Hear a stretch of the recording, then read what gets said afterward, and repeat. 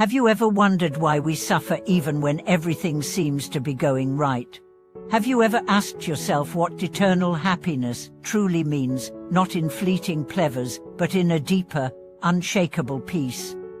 Welcome back to our channel, your sanctuary for timeless wisdom and transformative stories. Today, we delve into one of the most enigmatic and profound teachings in all of Buddhism, the Nirvana Sutra, also known as the Nirvana Sutra. This scripture is not about death. It is about the true nature of life. It is not about escaping the world.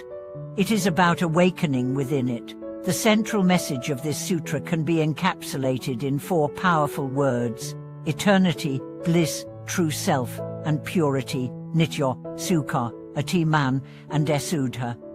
These four characteristics challenge the commonly known Buddhist ideas of impermanence, suffering, non-self, and impurity.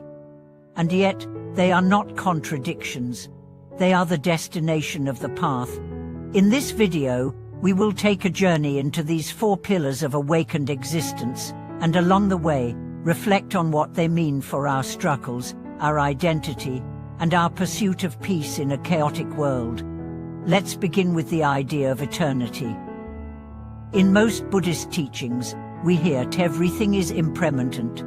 And yes, on the surface level, everything we experience, emotions, thoughts, bodies, relationships are subject to change. But the Nirvana Sutra reveals something deeper. It tells us that while conditioned things are impermanent, there is an unconditioned essence within us, a Buddha nature that is beyond birth and death. This eternal nature is not a static thing. It is the living awareness that underlies all experience. Have you ever had a moment when you felt completely still inside, despite chaos around you?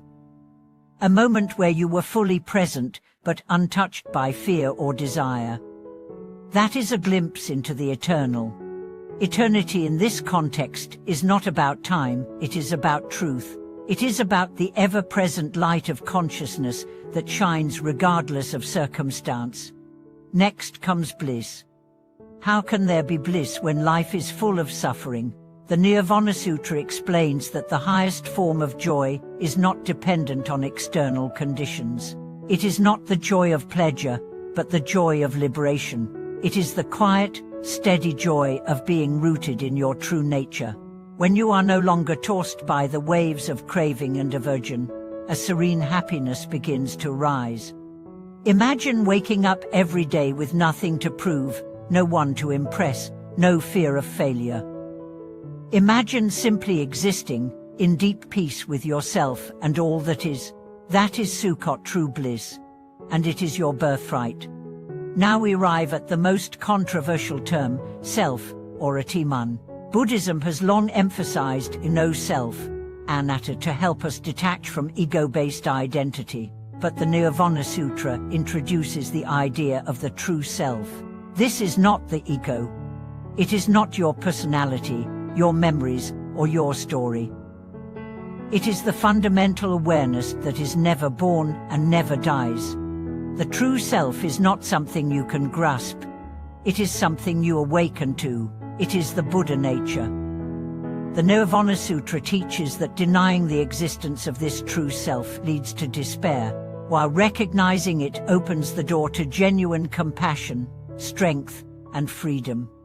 Why does this matter? Because so much of our modern suffering is rooted in identity confusion. We cling to titles, roles, appearances, then suffer when they change or disappear.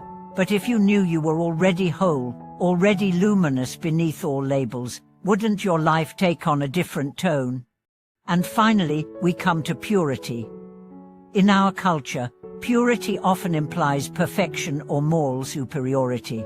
But here, asuddha refers to the intrinsic clarity of mind, the natural state of the heart when freed from delusion. Your essence is already pure. Your deepest mind is not stained by anger, fear, or craving. Those are like clouds passing through the sky. They can be thick, they can be stormy, but they are not the sky itself. When you realize this, even your mistakes become part of the path. Even your struggles are included in the light. You don't need to become pure, you need to recognize the purity that's always been there. For now, let's bring this ancient teaching into the modern day. Picture a man named Thomas, successful in his career, loved by many, and yet haunted by a sense of emptiness. He tried therapy, books, vacations, achievements, but nothing filled the void. Then one day, he stumbled upon the Nirvana Sutra. At first, he was skeptical. How could these ancient words from 500 years ago speak to a man drowning in email and deadlines?